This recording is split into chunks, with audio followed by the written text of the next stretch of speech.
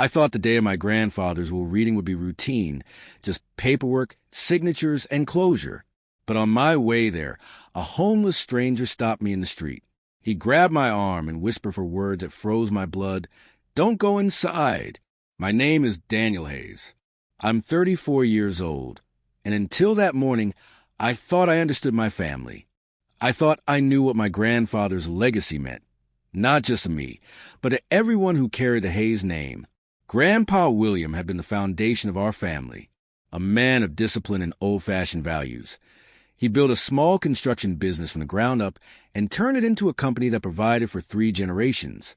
He wasn't loud or showy, but he was respected. When he walked into a room, people straightened their backs. When he spoke, people listened. And when he died, a silence fell over us all. The will reading was scheduled a week after his funeral. That morning, I woke up with a knot in my stomach. I wasn't expecting riches. I had my own modest career as an accountant, but I felt the weight of responsibility. Whatever Grandpa left behind would shape the family for years to come. I dressed in a dark gray suit, the same one I wore to the funeral. As I drove downtown toward Richard Hayes' office, our longtime family lawyer, and no relation despite the name, I kept rehearsing polite words in my head. Keep it formal. Don't argue. Don't get drawn into drama. Because with my family, drama was always lurking nearby. Halfway there, I hit a red light near the old train station. That's when I saw him. A man in ragged clothes stood on the corner, his face hidden beneath a tangled beard, his hands clutching a cardboard sign that simply said, "Spare change." Normally, I admit I would have driven on, but something in his eyes when he looked at me, a piercing sharpness beneath the dirt and fatigue, made me roll down the window. "Here," I said, handing him a couple of dollars from my wallet. He took the bills, but instead of thanking me, he leaned closer. His voice was hoarse, urgent. "You're heading to the will reading, aren't you?" The air left my lungs. My grip tightened on the steering wheel. "What did you say?" His eyes narrowed, his tone steady despite the rasp. "Don't enter that room. Whatever they tell you in there, it's a trap." The light turned green, but I sat frozen, horns blaring behind me. I pulled over to the side of the street, heart pounding. "Who are you?" I demanded. The man glanced over his shoulder, as if checking to see if anyone was watching. "Doesn't matter who I am. What matters is that your family isn't what you think. Your grandfather's words are being twisted. If you walk into that room blindly, you'll lose everything." I stared at him, trying to process. My rational mind screamed nonsense. This was just a stranger, maybe unwell, talking riddles. And yet, my gut told me there was more. Before I could ask another question, he stepped back, slipping into the alleyway behind the station. Within seconds, he was gone. I sat in the car for several minutes, my mind spinning. Why had he mentioned the will reading? How could he possibly know? Finally, I shook myself and drove on. But the stranger's warning echoed louder with every mile. "Don't enter that room." When I arrived at Richard's office, the rest of my family was already there. My father sat stiffly in the corner, my Aunt Patricia whispering to him. My cousin Mark scrolled through his phone, smirking. Everyone looked tense, suspicious, as if the inheritance was a prize to be won rather than a legacy to be honored. As I stepped inside, Richard greeted me with his usual calm smile. "Daniel, good to see you. We'll begin shortly." I nodded, but my chest was tight, my mind replaying the homeless man's eyes, his words, his urgency. Was this just coincidence? Or had Grandpa's will become more than just a piece of paper? The moment Richard cleared his throat and adjusted his glasses, the room fell into a tense hush. The folder in front of him looked harmless enough, just a stack of papers bound neatly with a brass clip. But after that stranger's warning, I couldn't shake the feeling that those pages carried something darker. "Thank you all for coming," Richard began. His voice was steady, practiced.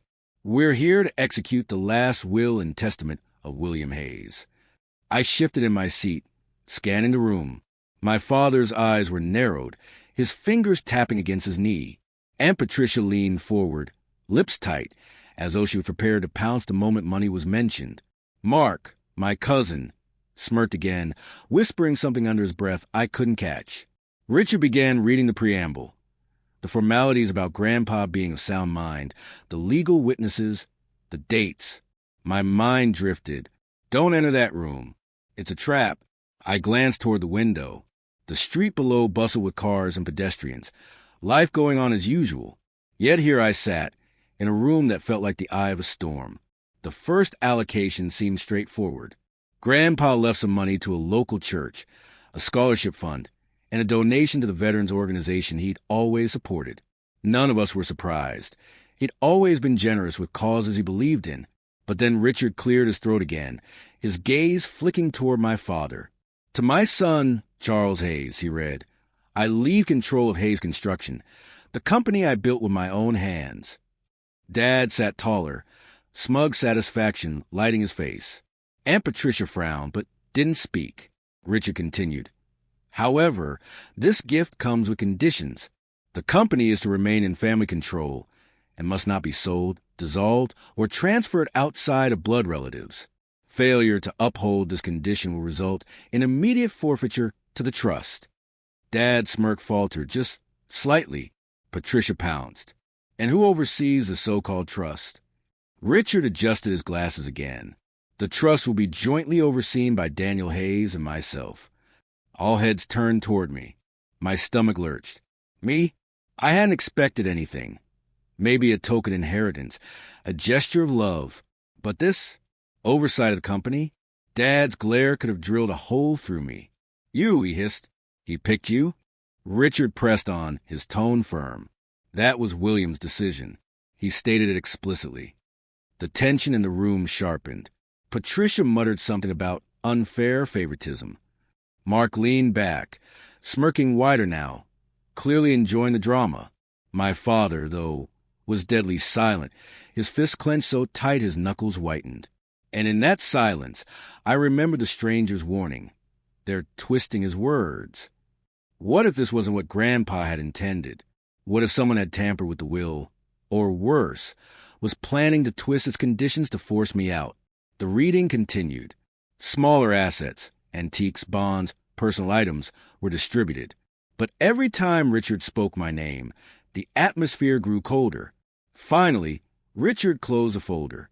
That concludes the will. The silence afterward was thick enough to choke on. Dad leaned forward, his voice low and dangerous. You listen to me, Daniel. You might think you've been given some authority, but you don't know what you're getting into. This company is mine. It always has been. I swallowed hard, meeting his gaze. Grandpa trusted me. If he wanted me in this role, I won't turn my back on it. Patricia scoffed. Maybe you should. Do you really think you can handle this? You're an outsider to the business. You'll sink it. Mark laughed under his breath. Better yet, maybe that's what they want. Set you up to fail. The word sent a shiver down my spine, because for the first time, I wondered if Mark was right. As the meeting adjourned, my family dispersed in a storm of mutters and glares. I lingered in the hallway, my mind racing. That was when Richard approached me, his expression unreadable. Daniel, a word of advice, be careful. Your grandfather trusted you, but not everyone in this family will honor his wishes. I nodded slowly, my pulse thundered in my ears. Not everyone will honor his wishes. The stranger's warning echoed again. It's a trap. That night, I couldn't sleep. I tossed and turned in my bed, staring at the ceiling, the words of both Richard and the stranger gnawing at me. Not everyone in this family will honor his wishes. Don't enter that room. It's a trap. The reading had ended, but something inside me told me the real battle was only beginning. I thought about the way my father's jaw tightened when Richard said my name, the venom in Patricia's voice, the amusement in Mark's smirk. They didn't just resent me. They saw me as an obstacle, an intruder in what they believed was theirs. The truth landed like a blow to the chest. Grandpa hadn't made me co-trustee to reward me. He had done it because he knew what my father and Patricia were capable of. He knew they would twist, sell, and gut the company for their own gain. And he also knew I was the only one who might stand in their way. By morning, my decision was clear. I wouldn't walk away. I wouldn't let them bully me into surrendering. If they wanted war, I'd give them one, but on my terms. The first step was understanding the battlefield. I called Richard and asked to see the full set of documents. Everything, not just a summary he read aloud. When I arrived at his office later that afternoon, he raised an eyebrow. "You're serious about this, aren't you?" "I need to know what I'm up against," I told him. He slid the thick file across the desk. "Then you better read every word." I stayed there for hours, combing through Grandpa's will, the trust agreements, and the corporate bylaws. I highlighted sections, scribbled notes in the margins, and underlined every clause that limited my father's control. The more I read, the more I realized how deliberate Grandpa had been. He hadn't just left conditions. He had built guardrails, fail-safes. If Dad or Patricia tried to sell the company, I had the legal authority to block them. If they violated the terms, the trust would seize everything. Grandpa hadn't trusted them. He had trusted me. When I left Richard's office that evening, the city air felt colder, sharper. As I walked toward my car, I noticed someone leaning against a lamppost nearby. My pulse quickened. It was him, the homeless stranger. "Thought I'd never see you again," I said cautiously. He gave me a tired smile. "I told you not to go in." "You were right," I admitted. "They're already circling like vultures." "But how did you know?" His eyes darkened. "Because I've seen what they're capable of. Your grandfather, he came to me once, sat on that very bench, told me about his fears. He said his son was greedy, his daughter conniving. He worried they'd destroy everything he built." I froze. "You knew my grandfather?" He nodded. "I used to work for him. Years ago, before life chewed me up. He treated me with respect when no one else would. I owed him. So when he died, I made sure to warn the one person he said he still believed in, you." My chest tightened. Grandpa hadn't just left me the trust. He had left me allies, even unlikely ones. "Then tell me," I said, "what would you do if you were in my shoes?" The man's gaze was steady. "Don't fight them with anger. Fight them with strategy. They'll expect you to be weak, emotional, easy to push aside. Prove them wrong." That night, I stood at my apartment window, looking out at the glowing city. My family thought I was nothing more than a pawn, a placeholder they could outmaneuver. But they were wrong. I remembered the look on Dad's face when Richard read my name. The fury, the disbelief. And for the first time, I felt something stronger than fear, resolve. This wasn't just about money or a company. This was about honor, about proving that Grandpa's trust in me had not been misplaced. I opened the file again, running my fingers over the words in Grandpa's will. "You believed in me." I whispered. "I won't let them destroy what you built." The next few weeks became the most focused period of my life. Every hour outside of work was spent buried in Grandpa's documents, the company records, and every clause of the trust. The more I studied, the more I saw what Grandpa had done. He had left me not just a roll, but a map, a blueprint for how to protect his legacy from my father and Aunt Patricia. Still, I knew this wasn't going to be easy. My father had decades of experience in construction. Patricia had a sharp tongue and a talent for persuasion. And Mark, my smirking cousin, was their eager accomplice. If I walked in head first, they would tear me apart. So I planned, quietly, methodically. The first step was to understand the company itself. Hayes Construction wasn't just a business. It was a small empire in the city. I arranged a meeting with a handful of senior employees, men and women who had worked under Grandpa for years. We met at a diner off Main Street, away from corporate offices. "Your grandfather's a good man," one of them, a foreman named Lewis, told me. "He built this company the right way. But your father, well, let's just say he's more interested in cutting corners than building foundations." I leaned forward. "If things keep going that way, what happens?" Lewis's expression hardened. "The company rots. We've already lost good workers. Clients are starting to notice. If William were alive, he'd be furious." That confirmed what I feared. Dad wasn't just greedy, he was careless. Patricia would back him for the money, but neither of them had Grandpa's vision. The second step was alliances. I couldn't fight this alone. Richard Hayes, a lawyer, was already on my side, but I needed people inside the company too. After a series of quiet conversations, I realized there were many loyal to Grandpa's way of running things. They didn't trust my father, and they certainly didn't trust Patricia. One by one, I built a network, not with promises of wealth, but with reminders of Grandpa's values: honesty, hard work, pride in what you build. That's what I want to protect. I told them, not just the company, but the name. They listened, and more importantly, they nodded. The third step was strategy. I knew my father and Patricia would try to manipulate me out of the trustee role. They'd paint me as unqualified, too soft, too distant from the business. So I started preparing evidence. I gathered financial reports showing Dad's reckless decisions. I collected testimonies from employees who had seen corners cut. I even tracked a botched project Patricia had signed off on, one that cost the company tens of thousands in penalties. Each document went into a folder I labeled simply insurance. All the while, I kept my demeanor calm at family dinners and occasional meetings. Dad would puff up his chest, saying things like, "Daniel, you don't understand how complicated this company is. Best you stay out of the way." Patricia would smirk and add, "Yes, let the grown-ups handle it." I'd smile politely, sip my coffee, and say nothing, because the truth was, every arrogant word they spoke only bought me more time. Late one evening, I pulled out Grandpa's journal, the one Richard had given me with the rest of his documents. Inside, his handwriting sprawled across the pages. Legacy isn't measured by what you own.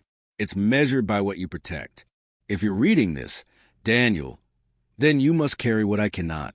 Do not let greed win. The word struck me hard. Grandpa hadn't just trusted me. He had prepared me. Every condition in the trust, every safeguard, every restriction was his way of handing me the tools to fight back. By the end of the month, I had my plan: secure allies within the company, keep Richard close as my legal shield, collect evidence of Dad's and Patricia's mismanagement, wait for the moment they overstepped, strike, not with emotion, but with the law and the truth. One night, as I sat in my apartment surrounded by papers, I caught my reflection in the window. For the first time, I didn't see the anxious grandson who had stumbled into a reading he didn't understand. I saw someone ready. The weeks of planning had sharpened my resolve, but it wasn't enough to think about what needed to be done. I had to move. Quiet preparation had given me the tools, but action would decide whether I truly honored Grandpa's trust or let my father and Patricia dismantle everything. The first move was subtle: conversations. I began spending more time at Hayes Construction, walking the job sites, listening to the workers. My father dismissed my presence as playing dress-up, but the employees didn't. They saw me in the mud, asking questions about materials, safety, deadlines. They remembered Grandpa used to do the same. "Feels good to have a Hayes who listens," one of the foremen told me. That single comment spread faster than I expected. Within weeks, workers who had been on the fence began leaning toward me. Loyalty was shifting, not because of promises, but because I showed up. The second move was information. I quietly pulled financial records and project reports from the company database, something I technically had access to as co-trustee. What I found made my stomach turn. My father had funneled company funds into personal accounts, new cars, vacations, consulting fees that didn't exist. Patricia had signed off on inflated contracts with vendors she had ties to, bleeding money into her own pockets. Together, they were stripping the company bare. I copied everything. Every spreadsheet, every receipt, every suspicious transaction.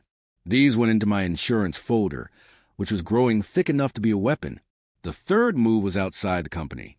I reached out to a few of Grandpa's old contacts, business leaders he had partnered with, church friends he respected. Over lunch or coffee, I explained what was happening. Most of them weren't surprised. "Your father was always hungry for the quick buck," one retired partner told me. But William was different. He thought in decades, not days. I nodded. "That's what I'm trying to protect.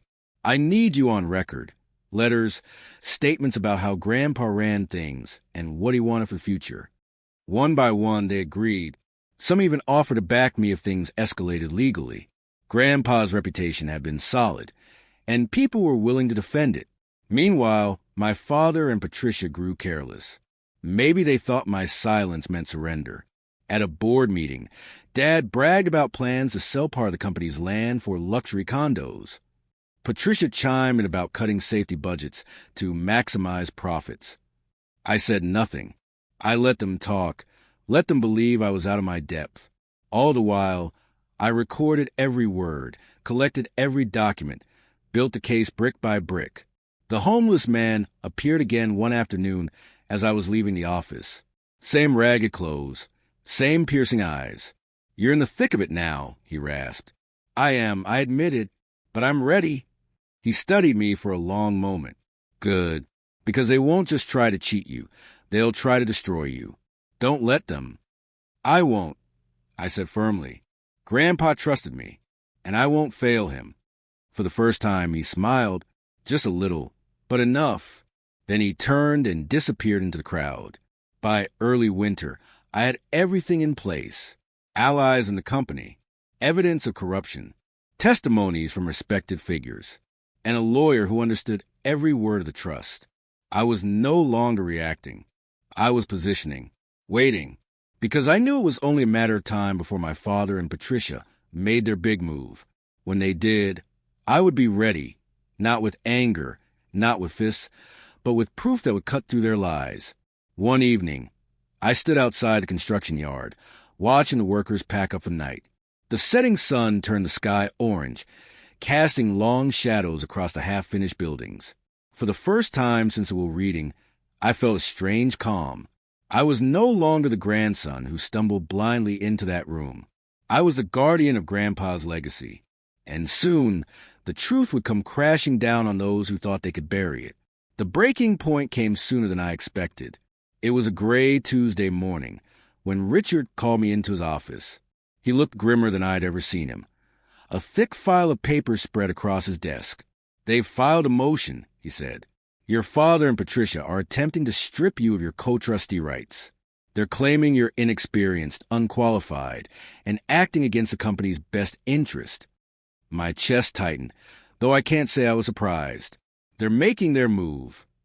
Richard nodded. "And now it's time for you to make yours." The hearing was set for the following week. The courtroom was small, lined with wooden benches and the faint smell of old paper.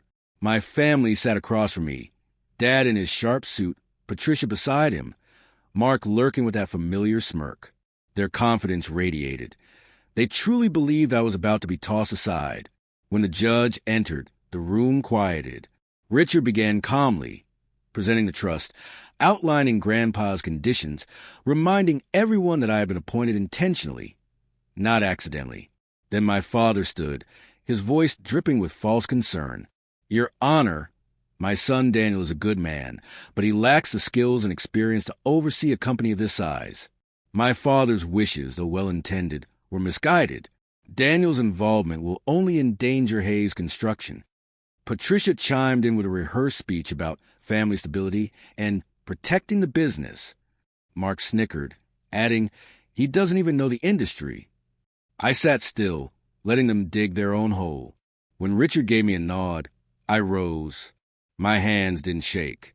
My voice was steady. "With all due respect," I began, "this isn't about protecting the company. It's about covering their tracks." The judge raised an eyebrow. "Explain." I opened my folder, the one I had been building for months, and laid out the documents one by one. "Here," I said, "are the financial records showing my father funneling company money into personal accounts, cars, vacations, expenses unrelated to Hayes Construction." Gasps rippled through the courtroom. Dad's face turned red. "And here," I continued, flipping to another set of papers, "are contracts my aunt signed with vendors she has direct financial ties to. Inflated prices, kickbacks, all at the expense of the company's health." Patricia's smug expression cracked. She leaned toward my father, whispering furiously. I didn't stop. "I also have testimonies from employees, clients, and former partners. Statements that confirm mismanagement, corner-cutting, and reckless decisions." If this trust was meant to protect Hayes Construction, then it's clear I've been upholding my grandfather's vision while they've been destroying it. I stepped back, the silence heavy. The judge sifted through the documents, his expression stern. Finally, he looked at my father. "Mr. Hayes, do you deny these transactions?" Dad stammered. This is taken out of context. Those were business expenses. The judge cut him off. Expenses to a luxury resort in Miami? Patricia tried to intervene, but the damage was done. Their case crumbled right there in front of everyone. When the hearing adjourned, the judge ruled firmly. My position as co-trustee would remain. Any attempt to override Grandpa's conditions would be considered a violation of the trust, and a full investigation into financial misconduct would begin immediately. My father's face was a mask of rage and humiliation. Patricia's hands trembled as she gathered her papers. Mark's smirk had vanished. I walked past him slowly, pausing just long enough to speak. "You underestimated me. You thought I'd roll over. But Grandpa didn't raise me that way. He trusted me, and today you learned why." Dad's jaw clenched, his eyes burning with fury, but he said nothing. For once, he had no words. That evening, I stood outside the company headquarters, watching the lights flicker on as workers finished their shifts. For the first time, I felt like I wasn't just holding Grandpa's legacy. I was shaping it. The confrontation hadn't just proven my place. It had shown everyone that greed and lies couldn't bury the truth. The morning after the hearing, the air felt different. For the first time since Grandpa's will reading, I wasn't waking up with the weight of dread pressing on my chest. I had faced my father and Patricia head on, and the truth had finally been dragged into the light. Still, I knew this wasn't the end. It was only the beginning of rebuilding what they had nearly destroyed. I returned to Hayes Construction later that week. The workers greeted me cautiously at first, unsure if I was just another Hayes trying to take advantage of them. But when they realized I wasn't there to bark orders or slash budgets, their guarded expression softened. "Mr. Daniel," Lewis, the foreman, said as he shook my hand, "we heard what you did in court. Word spreads fast. Willie would be proud." His words struck me harder than I expected. I swallowed the lump in my throat and replied, "I'm not here to take his place. I'm here to protect what he built and make sure no one ruins it." From that day forward, I made it a point to spend time on the ground, listening more than I spoke.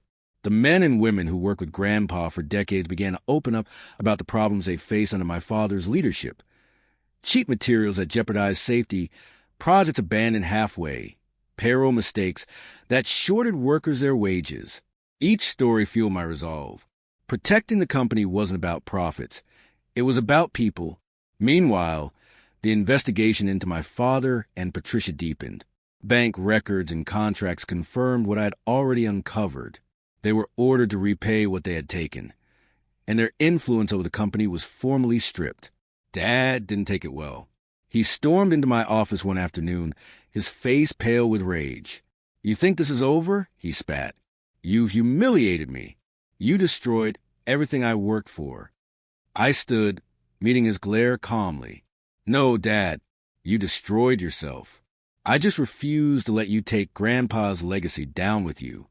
For a long moment, he said nothing. His shoulders sagged, his anger flickering into something that almost looked like shame. Then he turned and left, the door slamming shut behind him. It was the last time he ever set foot in the building. Patricia faded out too. Once the investigation cut her off from the money, she lost interest in the company entirely. Mark disappeared with her, no doubt searching for the next easy scheme. And me? I finally felt free. Months passed, and slowly, Hayes Construction began to heal. I brought back some of Grandpa's old traditions. Friday lunches where everyone ate together, bonuses tied to performance and loyalty, quality standards that couldn't be bent for quick cash. The workers responded with renewed energy. Clients returned. The reputation Grandpa had built was coming back to life. One afternoon, as I walked the site of a new project, a community center, we were building in partnership with one of Grandpa's favorite charities, I realized I wasn't just preserving his legacy. I was expanding it. This wasn't about revenge anymore. It was about fulfillment. That Christmas, Nearly a year after the day, a homeless man stopped me in the street with a warning. I sat in Grandpa's old study at the farmhouse. Richard had helped me restore it, keeping the heavy oak desk and the shelves lined with dusty blueprints. I opened the journal Grandpa had left behind, the one filled with his thoughts and lessons. On the final page, I found words I hadn't noticed before. If you're reading this, Daniel, then I trust you have already seen the truth for yourself. This family will test you. They may try to break you. But strength doesn't come from avoiding battles. It comes from standing in them. If they one day turn against you, remember, you are not alone. My faith is in you. Tears blurred my vision as I closed the book. He had known. He had seen all of this coming, and he had chosen me not just to survive it, but to carry forward what mattered. That night, surrounded by Emily, the loyal workers, and even a few old family friends, we shared a Christmas meal at the farmhouse. The air was filled with laughter, the warmth of unity I thought I had lost forever. Dad and Patricia weren't there, of course. Their absence wasn't painful. It was freeing. The silence they left behind wasn't a wound anymore. It was a lesson. Years have passed since that cold winter morning when a ragged stranger grabbed my arm and warned me, "Don't enter that room." I sometimes wonder what would have happened if I had brushed him off, if I had walked blindly into my father's trap with no plan, no resolve. Maybe the company would have been gutted. Maybe my grandfather's name would have been dragged through the mud. Maybe I would have remained a quiet, overlooked haze, fading into the background while greed consumed everything. But I didn't. And now, at 40, I can see clearly what that moment meant. It wasn't just a warning. It was a turning point. Hayes Construction is no longer simply the company my grandfather built. It's alive again, bigger, stronger, and more respected than it's been in decades. We expanded into sustainable building projects, focusing on schools, hospitals, and community centers. The company that once risked becoming a hollow cash grab has become a pillar of the city, a place where integrity matters as much as profit. And every time a worker shakes my hand, every time a client thanks us, I know Grandpa would be proud. But success didn't just reshape the company. It reshaped me. For most of my early life, I lived in the shadow of my father's ambition and Patricia's manipulation. I thought keeping the peace was survival. I thought being silent was the only way not to break apart completely. But silence nearly cost me everything. When I finally spoke, when I presented the truth in that courtroom, it was as if I found my voice for the first time, and I never lost it again. Now, I teach that lesson to others. I mentor young professionals, reminding them that value isn't measured by what others say you lack. It's measured by what you're willing to fight for. As for my family, time told its own story. Patricia and Mark disappeared from our lives entirely, swallowed by their own schemes. I heard through whispers that they moved states, chasing quick money, always one step ahead of collapse. My father, he never recovered from his disgrace. The investigation forced him to repay what he had stolen, and his reputation was ruined. For a while, he clung to his pride, blaming me for his downfall. But eventually, age and loneliness wore him down. One spring afternoon, years later, he appeared at the farmhouse. His hair was thinner, his shoulders stooped. For the first time in my life, he didn't look like the man who had terrified me with his anger. He looked small. "I came to see what you've built," he said quietly. We walked the halls together, passing framed photos of completed projects, plaques of community awards, pictures of workers smiling. When we reached Grandpa's old study, he stopped, staring at the desk. His voice cracked. "He trusted you more than he trusted me, and now I see why." It wasn't an apology, but it was the closest thing I would ever get. And strangely, it was enough. I still think of the homeless man often. I never saw him again after that second encounter, but his words saved me. Sometimes I leave food or blankets near the station where I first met him, hoping he might pass by again. Maybe he will. Maybe he won't. But either way, I carry the gift he gave me, awareness. Last Christmas, as snow blanketed the farmhouse, I sat at the long dining table surrounded by people who had become my true family, Emily and her children, loyal employees, friends who had stood by me. The air buzzed with laughter, warmth, and the smell of roasted turkey. As I carved the first slice, I thought back to that boy who once stumbled into a reading, scared and unsure. That boy was gone. In his place stood a man who had fought, endured, and carried forward a legacy greater than himself. Later that night, I opened Grandpa's journal again. On the last page, beneath the lessons and memories, I wrote my own words. You told me not to let greed win. I didn't. The company lives. The name stands. And the silence you feared has been broken forever. Thank you for trusting me. I closed the book, feeling the peace I had chased for so long finally settle into my bones.